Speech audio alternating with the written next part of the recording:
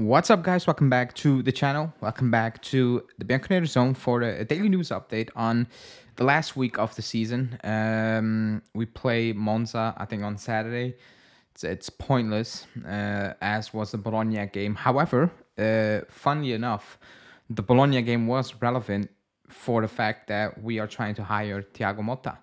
And I think if anyone was really doubtful, which you can still be if you don't want Thiago Motta, it's not my number one choice. I still like Italiano more. However, if anyone still had any doubts, I think those doubts would have diminished a little bit based on what you saw yesterday, because yesterday was a meaningless game, point on point, like quote unquote, for us and even for them, to be honest. Only that, it's the buzz for them.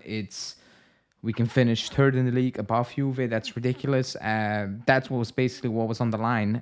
For us, it was nothing. It was just, you can see these players, they've checked out months ago. And after winning the Coppa, your coach getting sacked, I think it's just, whatever. Just get through those two games basically because we need to, and then it's over. However, if you had any doubts, and you can still have doubts about Thiago Motta, because I think they're very valid still, because I don't think there is a big sample size of what Motta has done, but I don't think that's not a reason to go for Thiago Motta, especially in the situation we're in now as a club, with money, the players we have, the path we need to take. However, I think yesterday was very clear what a coach can do, because he was missing Orsolini, Sidixi, Ferguson, Salamakers, and they play the same way. I was watching that game, and especially the first 10 minutes, actually the entire game, but the first 10 minutes especially, or the first 15 minutes, the press is ridiculous. And how we deal with the press as well is ridiculously poor as well. There's panic, there's no movement. Players have no idea what to do with the ball. They have no idea where to go with the ball. Like, they're just clueless. But Bologna, they can press.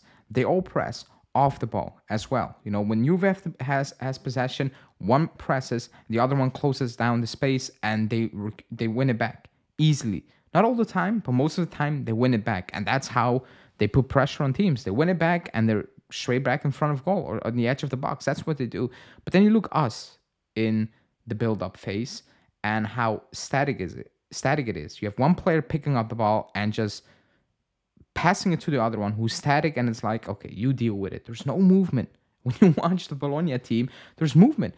Somebody picks up the ball, one drops in, one overlaps, one cuts in, and Thiago Motta gives the player in possession different options. We don't do that. We have not done that for years. I know people were joking, it's the players are poor. The players are not good enough to win the league. To get outplayed by the Bologna B team, they're not that poor. However, if anyone is sitting there and because if you think these players are not good enough, I can deal with that, because I don't think a lot of them are good enough to beat a top club again. But we're not. We're far away from that. You need to take steps. That's just the reality of the matter. We are going to need to take steps and little steps. That's how it is. But that Bologna team was not stacked. They were missing their quote-unquote star players, key players. They were missing them. And they were still toying with us, because they know what to do. Even when 4 players are missing, that squad, those players, they know what to do. They know what to do when they're in possession, when they're out of possession. They know when to press, when they don't need to press. They know when they can play a ball between the lines. They know when they need to retain possession. That is coaching. That's all I've been saying for the last year. Forget about the previous 2 years. This season, there's no coaching. If players are not good enough, I can accept that. But when you have no clue how to break down poor teams or B teams or whatever, and it's very static, then it's coaching, because you can coach movement into players. Just give players a few options. Players who are not good enough to do it on their own. But with this team, they have been drilled to just bring it up, bring it to the wings, and like Chiesa or Junior or whatever, beat a man, or like Kostic cross it in, or like Cambiaso cross it in. That's how we play. That's the mentality. That was obviously not going to change with one training session with Montero, especially not if you win the Coppa Italia and the last 2 games are meaningless. That was never going to change. However, they have been drilled, the Bologna players have been drilled into playing between the lines, movement, pressing, giving players option. They're not good enough. Like, they're not top players. They don't have a stacked squad, nor do we, by the way. But, we struggle to do this against Bologna, Inter, Salernitana, Empoli, Udine, no matter who. No matter what the quality is, we struggle to build up play. We struggle, to retain possession. We're not well-coached team. I get it, and that was a movement. That was a decision that has been made because coaching was a big issue. Yes, quality as well. But we are talking about the bare minimum now.